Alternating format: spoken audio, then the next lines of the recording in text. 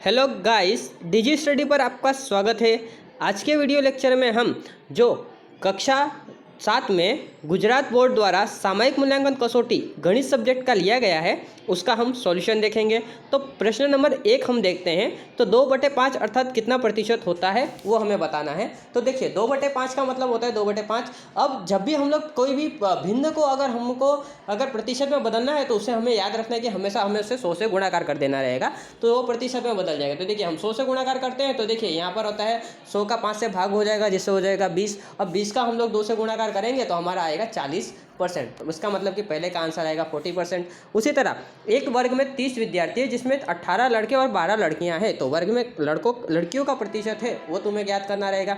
तो इसे हम त्रिराशि बनाकर हल करेंगे। तो त्रिराशि किस प्रकार से बनाएंगे? तो देखिए हमें प्रतिशत जब भी बोला जाएगा तो हमें याद रखना है कि उसे हम लोग 100 के आधार पर लेना रहेगा। तो अब देखिए 30 विद्यार्थियों में से 12 लड़कियां हैं, तो 100 विद्यार्थियों की संख्या होगी तो उसमें लड़कियों की संख्या कितनी होगी? इस प्रकार से इसका हम सॉल्यूशन करेंगे। देखिए अब क्रॉस में होता है गुणाकार, तो 100 गुणा हम 12 करेंगे और उसका भाग हम करेंगे 30 के साथ। तो हम इसका सॉल्यूशन करेंगे तो हमें इसका आंसर मिलेगा 40%। उसी तरह आपको अगर लड़कों की संख्या पूछी जाए तो लड़कों की संख्या आएगी तुम्हारी 60%।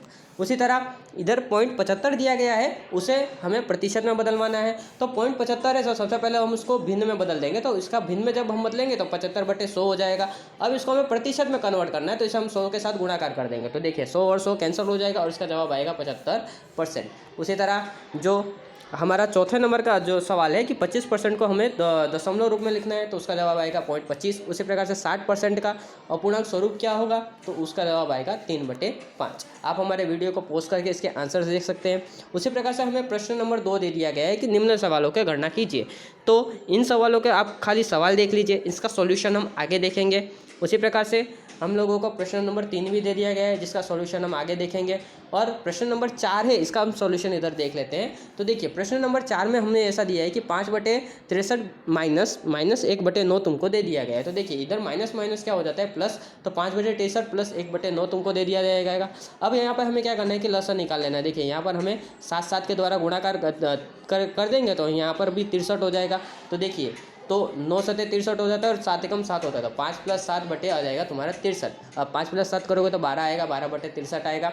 अब इसको आप सरल रूप दोगे तो आपको जवाब आ जाएगा 4/21। उसी प्रकार से 3/7 गुणा 7/3 करना रहेगा। तो देखिए यहाँ पर जब हम गुणाकार करते हैं तो ये क्रॉस में उसी तरह ऊपर नीचे का कट जाएगा, तो तुम्हारा जवाब आ जाएगा यहाँ पर 1। उसी प्रकार से उसके बाद हम नेक्स्ट सवाल देखेंगे कि नेक्स्ट सवाल में हम लोगों को ये दिया गया है कि यहाँ पर हमें भागाकार करना है। तो ये जो भागाकार है उसको हम सबसे पहले क्या करेंगे कि गुणाकार में कन्वर्ट कर देंगे। तो देखिए जब भी हम गुणाकार में कन्वर्ट करते हैं तो नीचे की संख्या ऊपर हो जाएगी और ऊपर की संख्या नीचे हो जाएगी, मतलब कि 7/24 है। उसी प्रकार से जो दूसरी संख्या है वो हो जाएगी 48/14। अब देखिए 7 दूनी 14 होता है और 24 दूनी 48 होता है। यहाँ पर 2 और 2 भी कैंसिल हो जाएगा और आपका जवाब आ जाएगा 1। उसी प्रकार से जो 5वां सवाल है इसका भी सॉल्यूशन हम आगे देखेंगे। तो प्रश्न नंबर 2 का हम सॉल्यूशन देखते हैं। तो यहाँ पर प्रश्न नंबर 2 में हमें यह दिया गया था कि व्यापारी 60 रुपये की खरीदे गए कंपास बॉक्स में 20% लाभ प्राप्त करता है, तो कंपास बॉक्स की विक्रय कीमत आपको ज्ञात करनी है। तो चलिए 60 रुपये में उसको 20% लाभ मिलता है, तो 100 रुपये में उसको कितना लाभ मिलता होगा वो आपको ढूंढना है।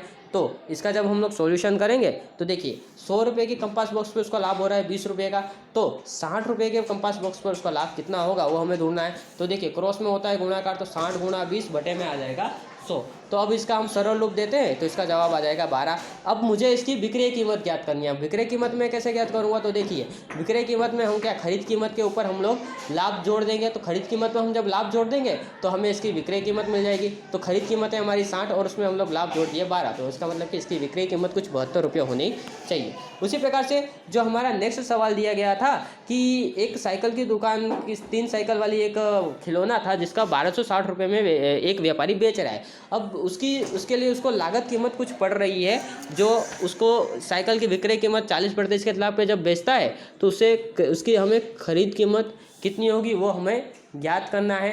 तो देखिए खरीद कीमत कैसे ज्ञात करेंगे? तो देखिए 140 रुपये के जो विक्रय कीमत पर उसको जो लागत कीमत है वो 100 रुपये थी, तो 1260 रुपये पे उसकी लागत कीमत कितनी होगी? इस प्रकार से इसका हम सॉल्यूशन करेंगे।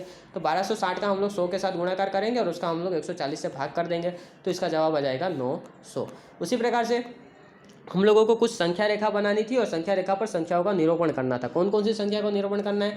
तो हमें करना है एक तो -3/8 का निरूपण करना है। उसी प्रकार से हमें निरूपण करना था जो हमें 5/2 का निरूपण करना था और एक संख्या था 0/5 का निरूपण करना था। अब -3/8 है वो कुछ देखिए इसका जब हम लोग सरल पॉइंट स्वरूप में बदलेंगे तो इसका कुछ आएगा 0.375 -0.375 इसका जवाब आता है। तो -0.375 है वो 0 और 1 के बीच में आने वाली संख्या है, तो ये कुछ 0 और 1 के बीच में होनी चाहिए, मतलब कि कुछ यहाँ पर आएगी। उसी प्रकार से 0/5 की मैं बात करूँ तो 0/5 जो है वो 0 है, तो 0 के बट्टे में 5 आएगा तो उसका जवाब 0 ही आएगा। उसी प्रकार से जो अगला है कि 5/2, अब 5/2 की मैं बात करूँ तो देखो 5/2 का जवाब आता है 2.5। अब 2.5 है वो किसके किसके बीच में आता है, तो 2 और 3 के बीच में आता है, तो मतलब कि यहाँ पर कहीं 2.5 आएगा, तो मतलब कि 2 और 3 के बीच में 5/2 की संख्या आएगी। उसी प्रकार से हम लोगों को प्रश्न नंबर 4 था, उसका भी सॉल्यूशन यहाँ पर हमें दे दिया गया है। तो देखिए हम क्या करेंगे कि सबसे पहले प्रश्न नंबर 4 में हमें AB + BC + CD बराबर PQ + QR + RS दे दिया गया है और C और 8 बिंदु द्वारा दर्शाती परिमेय संख्याओं को हमें दर्शाना था। तो हम क्या करेंगे कि देखिए हमें AB + BC + CD दे दिया गया है। अब AD की कीमत हमें दे दी गई है 1, तो AB + BC + CD ये हो जाएगा -1/3।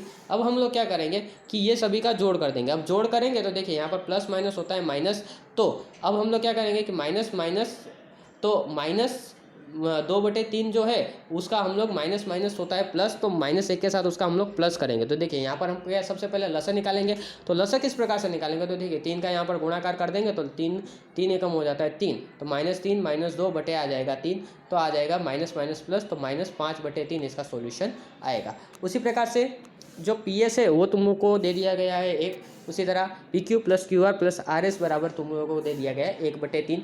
अब इसका हम सॉल्यूशन करेंगे तो देखिए PR की कीमत होगी तुम्हारी PQ + QR और उसमें हम जोड़ देंगे 2, तो हमें मिल जाएगी PR की कीमत।